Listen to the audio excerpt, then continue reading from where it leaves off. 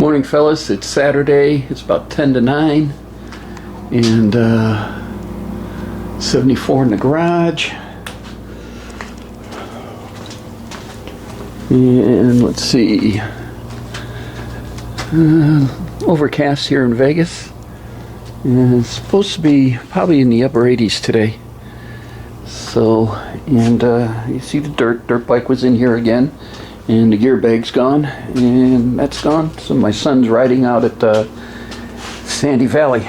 They got a track out there, so they go riding out there. So enough of him on this thing. Gas tank. Ordered it from Summit. They didn't carry it in stock, so it didn't come down from Carson City, which I would have had it. I ordered it like Thursday morning at 8 o'clock in the morning. And it's coming from the manufacturer, who's in Iowa. And last I checked on FedEx website at 8:15 last night, it left Tucumcari, I can't pronounce it, New Mexico. And scheduled for delivery Tuesday, by the end of business, Tuesday. Whatever that means, because I don't know what their end of business term is. Mine's 5 o'clock, so. But I should have it Tuesday, so next week we'll go in. So what I'm going to do today is I'm going to do some of the electrical. I got to find, let's see, in that box right there with the drain pan on top of it is some rubber that I use to sit there and do the tank. On the bottom of the tank where the straps went, and then on the top of the tank where it went against the frame, so you didn't have any metal contact. So I got to find some of that. So I'm just going to get everything prepped for the tank going in, the electrical and everything else. So that's what the goal is. The other stuff for the tank came in, the rubber sleeve for the filler, and the screws. I did find a powder coater, precision powder coating. It's at Valley View and Hacienda here in Las Vegas. And these guys did a fairly good job of the panel. I'm happy with it. It was cost me $75 to get it done. They're a little on the high side, I think. But then again, the panel itself looks really, really good. And yes, I did go Chevy orange because it sort of will go with the theme that I got going underneath the car. And yeah, so a little thick here on the edge, but along this edge and down this edge will be the rubber sealant. I'm not going to put it in or test it or fit it or anything else. I'm just going to put it up along with the rest of the stuff. Yeah, and because once the gas fuel tank is in, we're going to fire up the Camaro, back it out, turn it or spin it around, and start taking the front clip off to get it ready so we can adjust it. And then plus I want to clean the hell out of my garage because it is filthy in here. And I'm hoping to get this in color too. So that's where we're at. Just going to be getting ready to get the tank in today. My son last night loaded up AutoCAD on my desktop computer, and so now I'm going to finish up. I was doing it on my laptop, and now we're going to transfer the files and finish designing the console and getting that in. Probably in a week or two, we're going to probably do a junkyard visit, and I want to go find an old Camaro or Firebird, preferably a Camaro, and just get one of the sets of the rear seats out of it and see. I still have the original stock rear seat for this thing, so I'm thinking of doing the console, like I said, going all the way up and then up the back, and then having a newer, fourth or fifth generation Camaro back seat there and back seat there. If you remember correctly, that's what they did. It's like back seat buckets. Wiring the fuel tank. Right now I'm going to stick with the Ron Francis wiring schematic on the fuel tank. We'll go through its relay and everything else and see if I like that setup. If not, then it's going to be on a relayed toggle switch on the dash. turn it on through an ignition source. But I'm going to keep the toggle switch on it just to be on the safe side. So that's where we're at. Not much more to report. Happy that the panel came out. Gary did an excellent job on it, because you can see the powder coating is just really good on it. Gary, I need that sticker so I can put it up here. Ask Gary for a Ramsey custom sticker and put it up there. Give credit where credit's due, so when somebody pops the hood and sees this panel, they know where it was made. And so I still need the sticker, Gary, so if you get a minute, drop one in the mail and get it to me. I'll put the sticker here and then bury it in some clear. Let's see. Other than that, that's about it. I'm going to clean the bench up, get that organized, get all the cold air kit parts and everything off the bench, and get them put up and out of the way so they don't get dinged up and banged up as we start doing this. The paint will stay there because we're going to have some work to do. Future deck lid's got to come off. Got to do some work on it and reprime it and put that back on. And hopefully this winter we get the interior started on the interior and get this thing ready to shoot this spring. Hoping to have it done next year. I'm hoping. And see, this has been 3 years in a row I've hoped to have it done by the fall, but we'll see. So I'm starting to ramble on. So as always, thanks guys for watching, subscribing, commenting, and when I have more, I'll turn this back on later. This is what I used for the strips underneath the tank. You can see it here. It's got a profile on it, as you can see, like that, and I cut it off to where it's flat. I think I have enough here to do the tank for the top and bottom. What I'll do is I'll end up contacting cement the bottom in this and put these on the top and put them on the bottom where the straps go. There are the straps, where the straps go, so I don't have metal on metal and no squeaking or anything else. So yeah, so we're trimming this up right now to go. Another note, Anthony, Junior's friend, never called me. Give him a call, tell him I'll make him a sweetheart deal on these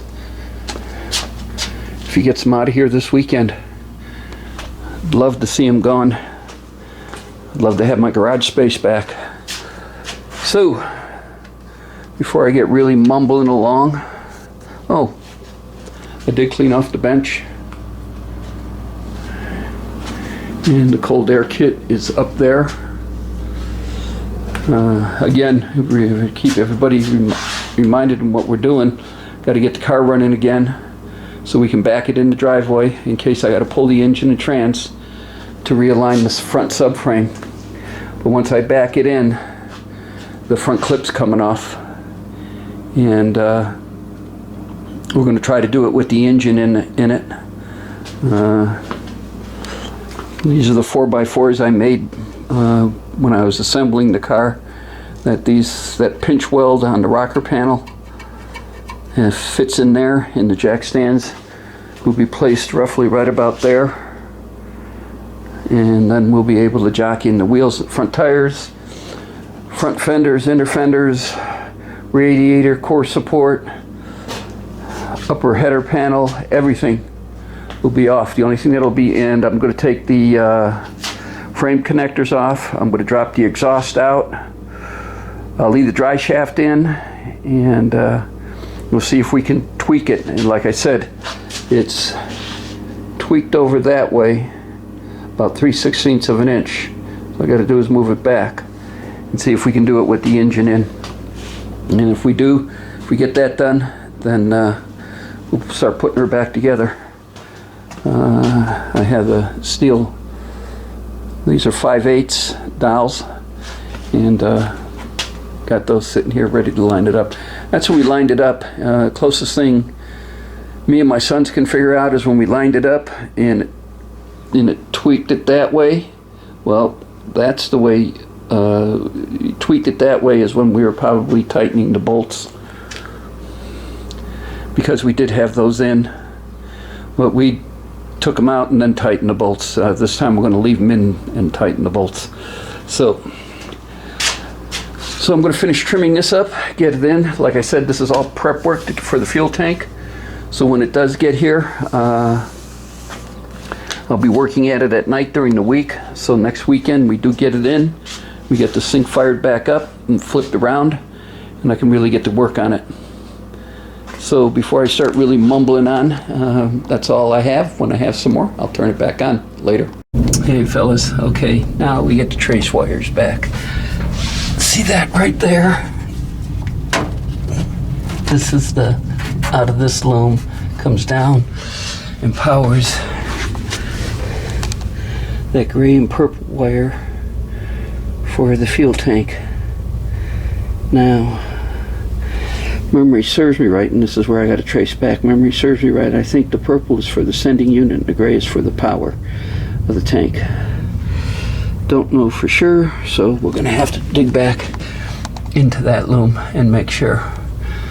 So the other wire was up here, if you can see it.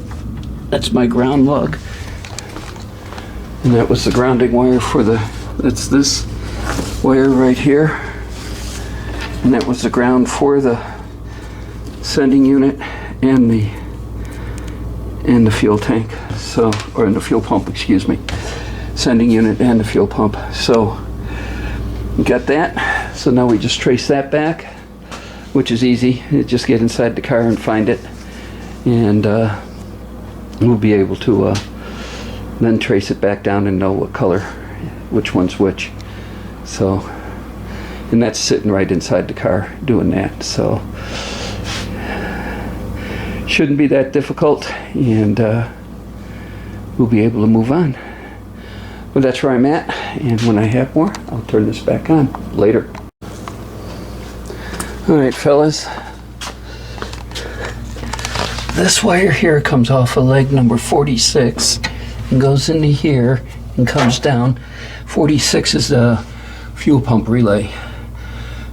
So that's my positive. So then if we would look down here, we got a gray and a purple wire. Purple wire is the fuel sensor, or the sending unit for the fuel pump or the fuel tank, and gray is the power to the fuel pump. So we have that. That's sorted out. I saved one of the old strips from the old tank, so now I can cut these up to make these. I knew I saved one, and I found it, and that's basically, I'm trying to figure out what I can do next.